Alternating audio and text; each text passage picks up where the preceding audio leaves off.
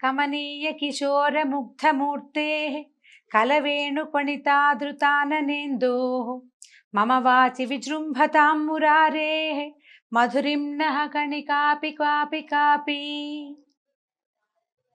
సూర్యుడు తులారాశిలో ఉన్ననాళ్ళు మనం కార్తీక మాసం చక్కగా జరుపుకున్నాం.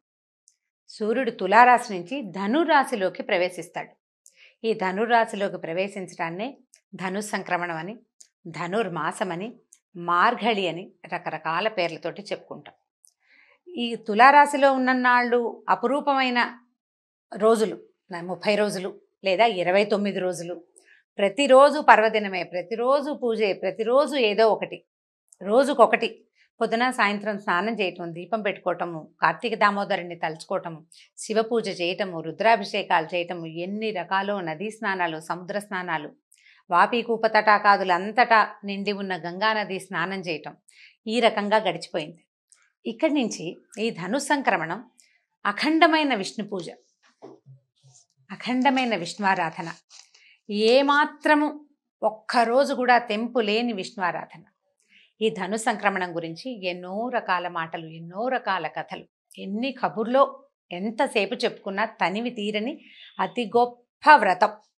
అయితే ఈ గొప్ప వ్రతం ఎవరు ఆచరించారు తొలుత అంటే, ధనుర్మాసాన్ని శ్రీ వైష్ణవోత్తమురాలైనటువంటి భాగవతోత్తమురాలైన 12 ఆళ్వార్లలో ఒకటైనటువంటి గోదాదేవి ఆచరించిన తిరుప్పావై వ్రతం. తిరుప్పావై అంటేనే తిరువ్రతం. ఈ తిరుప్పావైని 30 రోజులు రోజుకొక పాసురంతో, ఈ 30 రోజుల మాలలో అంటే పువ్వులు సుగంధభరితాలైన పుష్పాలతోటి గుచ్చిన మాలతోటి గోదాదేవి విష్ణువుకి చేసిన అర్చన, తర్వాత ఆమె స్వామిని చేరటం విశేషంగా చెప్పుకోదగిన విషయం. అయితే తిరుప్పావై చేయగలిగిన వాళ్ళు, ఆ రకమైన ద్రవిడ ప్రబంధాన్ని చదువుకోగలిగి విని ఆనందించగలిగిన వాళ్ళ పరిస్థితి ఒకటి. అది చదవలేని వాళ్ళు, వినలేని వాళ్ళు ఏం చేయాలి? గోదని తలుచుకుని ఆమె ఏ కృష్ణుణ్ణైతే అర్చించిందో ఆ కృష్ణగాథలని చెవులారా చెప్పుకుని విని ఆనందించాలి.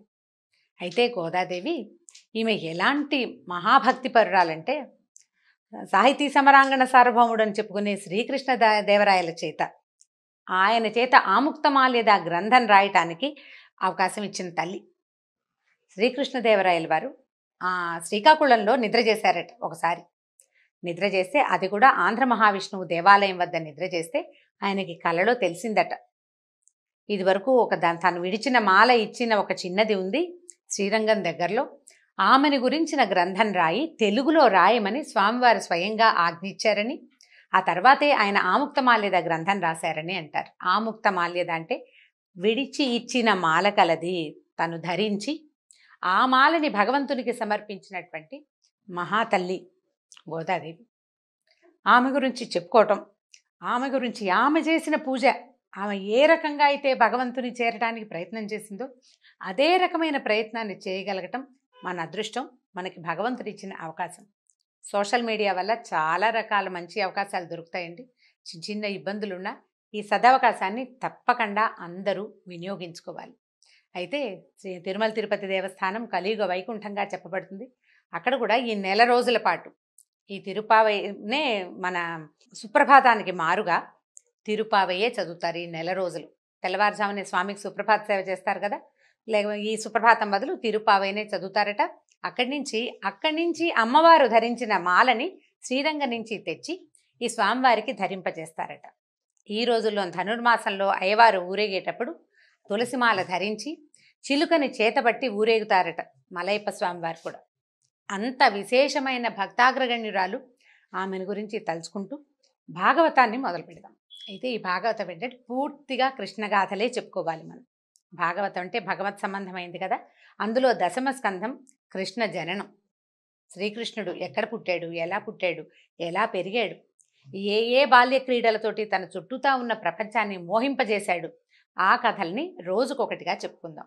ఇలాంటి దివ్య క్షణాలలో, ఇలాంటి ప్రత్యేకమైన రోజులలో భాగవతం వినగలగటం అద్భుతమైన అవకాశం. అందరూ ఈ అవకాశాన్ని తీసుకుని ఈ భాగవత రసామృతాన్ని చెవులారా ఆస్వాదిస్తారని అనుకుంటున్నాను. అయితే నేను మొట్టమొదటి చదివిన శ్లోకం శ్రీకృష్ణుడి యొక్క అమృతమయమైన వాక్కులలో, అమృతమయమైన దృక్కులలో, అమృతమయమైన ఆయన యొక్క వేణుగాన అమృతంలో ఒక్క చుక్కైన ఆ తీపి నా మాటల్లోకి వచ్చి చేరాలని కోరుకుంటున్నాను. ఇది లీలాశుకులు రచించిన శ్రీ కృష్ణలీలా తరంగిణిలోని శ్లోకం. వీలు వెంబడి రోజు ఒక ప్రార్థనా శ్లోకం కృష్ణలీలా తరంగిణి నుంచే తీసుకుందాం. సరే చూద్దాం. అయితే ఈ భాగవతాన్ని ఎవరెవరికి చెప్పారంటే వ్యాసుల వారు రచించారు. వారి కుమారుడైనటువంటి శుకుడు పరీక్షిత్ మహారాజుకి ఆయన యొక్క మరణాసన్న క్షణాలలో ఆయనకి శాపం తగిలింది. ఆ శాపం మళ్లించటానికి ఏ అవకాశం ఉందా ప్రయత్నం చేసి చూద్దాం అనుకున్నారు.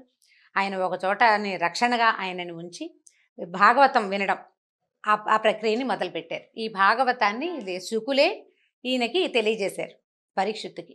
ఆ సమయంలో పరీక్షిత్ మహారాజు యదువంశం గురించి, శ్రీకృష్ణ జన్మ గురించి ఆయన ప్రశ్నిస్తే ఆయన ప్రశ్నకి అనుగుణంగా శుకుల వారు ఈ సమాధానాన్ని చెప్తూ ఇట్లా కథ మొదలవుతుంది. శ్రీమద్ భాగవతమే డైరెక్ట్గా అందులో నుంచే చదువుకుందామండి.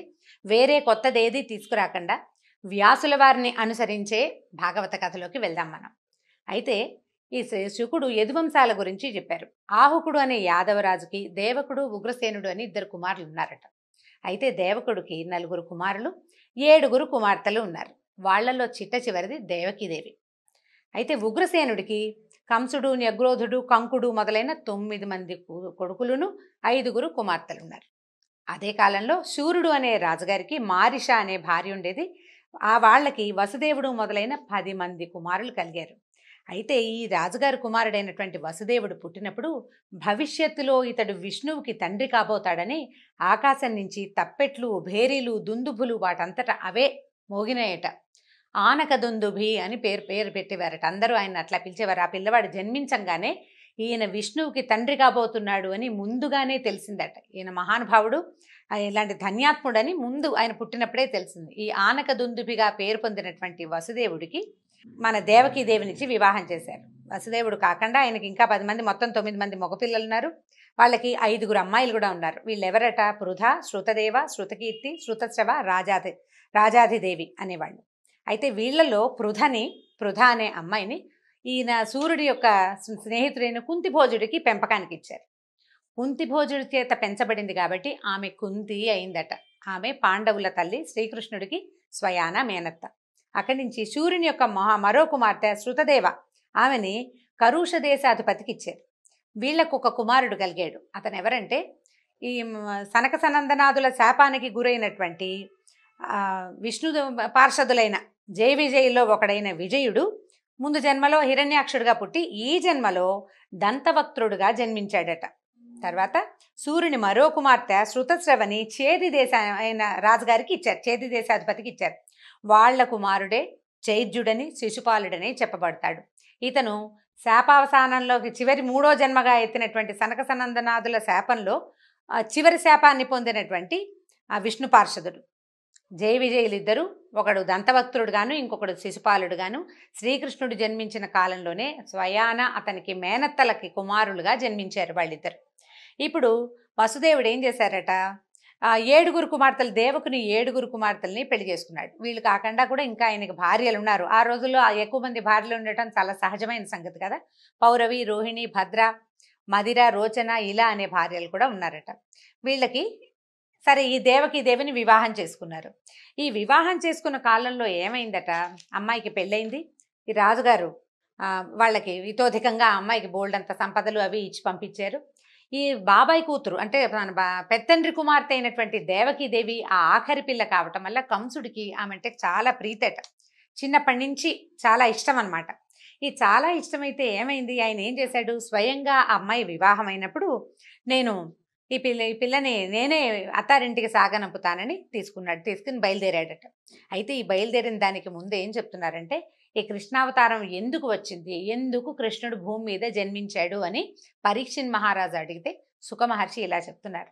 అనేక మంది రాక్షసులు భూలోకంలో రాజులుగా పుట్టారు, పాపాత్ములై ప్రవర్తించారు. వాళ్ళ దుశ్చర్యలని ఎవ్వరూ అడ్డుకోలేకపోయేవాళ్ళు. అయితే భూమి ఈ భారం నేను మొయ్యలేకపోతున్నానని బ్రహ్మదేవుడి దగ్గరికి వెళ్ళి మొరపెట్టుకుందట. భూదేవికి తల్లికి పిల్లల భారమా? భూమికి ఎవరూ భారం కాదు, కానీ వాళ్ళు పాపాత్ములయ్యి ప్రజలను పాలించి పోషించవలసిన వాళ్ళు పీడిస్తే వాళ్ళుగా తయారయ్యి భూమికి బలాన్ని ఇచ్చే యజ్ఞయాగాదుల్ని వాటిని ఆపేస్తూ ఉంటే, దాన ధర్మాదుల్ని ఆపేస్తే అదంతా ఆమెకి భారం అయిపోతుంది. ఈ పాపాత్ముల భారం నేను మొయ్యలేకపోతున్నాను, నాకు ఏదైనా సహాయం చేయమని బ్రహ్మదేవుడి దగ్గరికి వెళ్ళి మొరపెట్టుకుందట. సరే, ఆమెను వెంట పెట్టుకుని దేవతలను కూడా వెంట పెట్టుకుని క్షీరసాగరంలోకి వెళ్ళాడట బ్రహ్మదేవుడు. విష్ణువుని ప్రార్థించాడు. ఏదైనా ఒక మాట చెప్పు, భూమి చాలా దుఃఖపడుతోంది అని అడిగితే అప్పుడు ఆయన ఏం చెప్పాడంటే, బాగా ఆలోచించి, ఈ రాబోయే కాలంలో వసుదేవుడు అనే యాదవ రాజకుమారుడికి రాజకుమారుని యొక్క కొడుకుగా జన్మిస్తాను నేను. నాతో పాటు నాకు సహాయంగా ఆదిశేషువు కూడా అవతరించబోతాడు. పూజ్యురాలైన విష్ణుమాయ కూడా భూలోకంలో ఆవిర్భవిస్తుంది. తర్వాత ఏమో స్వామిని సేవించడానికి, అంటే నన్ను సేవించేందుకు దేవతా స్త్రీలంతా యాదవ కన్యలుగా జన్మించాలని విష్ణువు ఆజ్ఞ ఇచ్చాడు బ్రహ్మదేవుడు. బ్రహ్మ ఈ విషయాన్ని భూదేవికి తర్వాత దేవతలందరికీ తెలియజేశాడు. భూమికి చెప్పాడు, నువ్వు బెంగపెట్టుకోవద్దమ్మా, నీ కష్టం తీర్చడానికి విష్ణుమూర్తి స్వయంగా మానవ రాజకుమారుడిగా పుట్టబోతున్నాడు. ఆయనకు సహాయంగా నీ భూభారాన్ని వహించే 1000 పడగల ఆదిశేషువు కూడా అక్కడ పుడతాడు ఆయనతో పాటు. తర్వాత ప్రపంచం అంతటా ఆవరించి ఉండే విష్ణుమాయ అని చెప్పబడే యోగమాయాదేవి కూడా ఆయనతో పాటు జన్మిస్తుంది అని భూదేవికి ధైర్యం చెప్పాడు. దేవతలకి ఏం చెప్పాడంటే, దేవతా స్త్రీలందరూ స్వామిని సేవించేందుకు భూలోకంలో జన్మించవలసి వస్తుంది గోపికలుగా అని చెప్పాడు. ఆ తర్వాత ఇప్పుడు మనం ప్రస్తుత కథలోకి వద్దాం. ఇక్కడి నుంచి ఏం జరిగింది? దేవకీదేవి వివాహం అయింది. వివాహం అవ్వగానే ఈయన అమ్మాయిని అత్తవారింట్లో దింపడానికి ఆమెకి ఇచ్చినటువంటి కొన్ని వేల మంది సేవకులతోటి, వెండి బంగారాలతోటి, గోవులు, అశ్వాలు, ఏనుగులతోటి, అపరిమితమైన వాత్సల్యంతో ఈ కంసుడు బయలుదేరాడట. బయలుదేరి మంగళవాద్యాలు ఓ మిన్నంటుతూ పెద్ద ఘోషగా వినపడుతున్నాయి. ఆడపిల్లని పంపిస్తుంటే వినిపిస్తాయి కదా. ఆ వస్తూ ఉండగా ఏమైంది, ఆకాశంలోంచి ఒక శబ్దం వినపడిందట. ఓరి కంస, నీ సోదరిని అత్తవారింట్లో దింపడానికి అట్టహాసంగా బయలుదేరావు. నీకు తెలుసో తెలీదో ఈమె గర్భాన జన్మించే 8వ వాడు నిన్ను సంహరిస్తాడు. ఆ విషయం తెలియక నువ్వు అవివేకిగా ఇలా సంచరిస్తున్నావు అని వినపడింది. వినపడంగానే కంసుడు సహజంగానే చాలా ధూర్తుడు. ముందు వెనకలు ఆలోచించేవాడు కాదు. వెంటనే ఈ ఉదుటున రథాన్ని వదిలేశాడు. సారథ్యం చేస్తున్నవాడు కళ్ళాలు వదిలేశాడు. ఉవ్వెత్తున లేచి నిలబడ్డాడు. రథం నుంచి దూకాడు. చెల్లెల్ని జుట్టుపుచ్చుకుని కిందకి లాగేశాడు. ఈమె కొడుకు నా మరణానికి కారణమవుతాడు. తన మరణం అని వినంగానే వివేకం మర్చిపోయాడు. సావు భయం వ్యక్తులకు అట్లా ఉంటుంది. దాంతో ఈ జుట్టు పట్టుకుని లాగేశాడు. కత్తెత్తాడు అమ్మాయిని చంపేయటానికి. వసుదేవుడు అప్పుడే వివాహం అయింది. ఆయనకి కొంతమంది భార్యలు ఉన్నారు, కానీ ఆయన మహాబుద్ధిశాలి, మెత్తటివాడు. బలంతో కంసుడిని తను ఆపలేనని ఆయనకి తెలుసు. అందుకని ఏం చేశాడు, మనసు మార్చడానికి ప్రయత్నం చేశాడు. కంస, భోజవంశీల్లో చాలా గొప్పవాడివి, బలవంతుడివి, శ్రేష్ఠుడివి. నువ్వు కూడా మృత్యు అంటే భయపడతావా?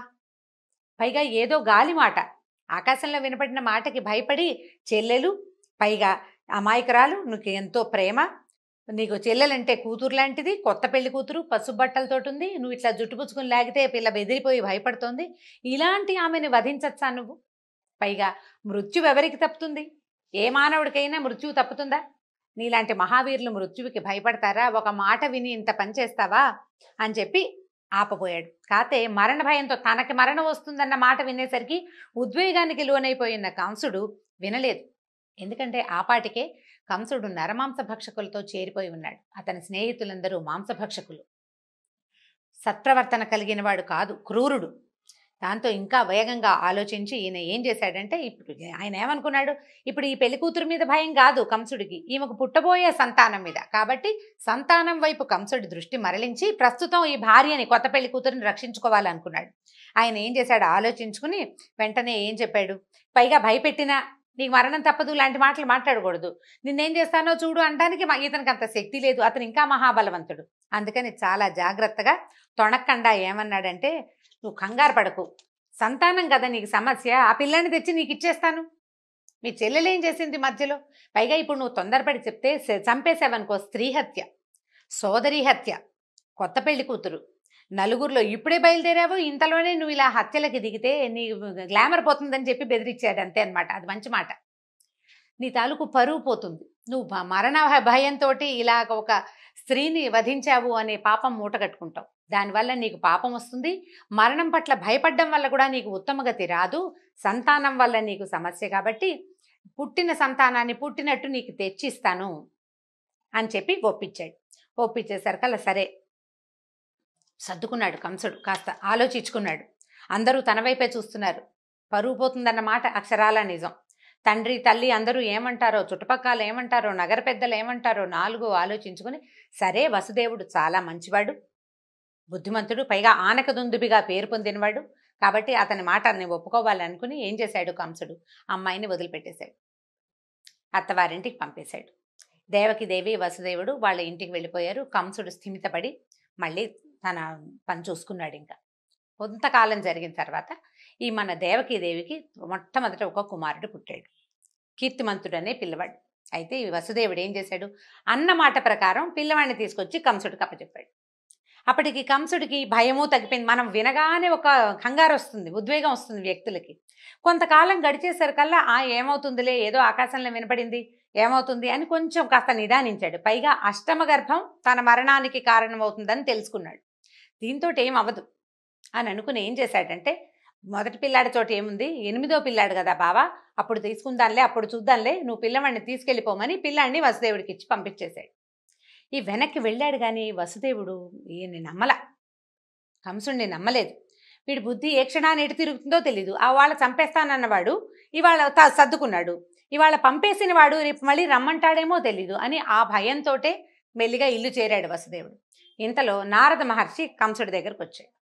వచ్చి ఏం చెప్పాడంటే, 8వ పిల్లవాడు నీ మరణానికి కారణమవుతాడు, ముందు పుట్టిన 7గురిని గనక ఉంచితే వాళ్ళు 7గురు సహాయం చేయరాని వాడికి, కాబట్టి ఇది తెలివైన పని కాదని, అస్సలు శత్రుశేషం ఉంచకూడదని ఖచ్చితంగా చెప్పాడు. పైగా ఇంకా ఏం చెప్పాడంటే, నందుడు గోకులంలో ఉన్న వాళ్ళందరూ, నందుడు నీకు అక్కడ గోకులాలు ఉన్నాయా, వాట్లలో ఉన్న వాళ్ళు యాదవులు, వాళ్ళ స్త్రీలు అందరూ మానవ రూపంలో ఉన్న దేవతలు.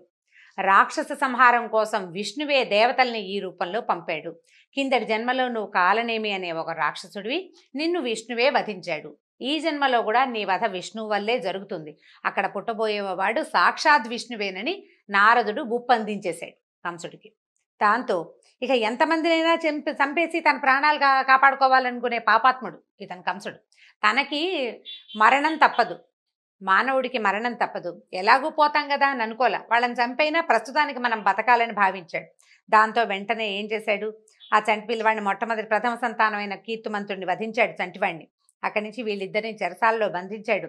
తండ్రి ఈ పనికి ఒప్పుకోలేదని కేకలేశాడని, ఆయన తన్ని బంధించడానికి పూనుకున్నాడని ఉగ్రసేన మహారాజుని కూడా చెరసాలలో బంధించాడు.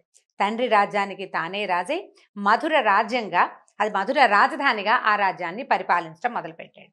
తర్వాత ఏం జరిగింది, శ్రీకృష్ణ జననం ఎలా జరిగిందో వచ్చే భాగంలో తెలుసుకుందాం. నమస్కారం.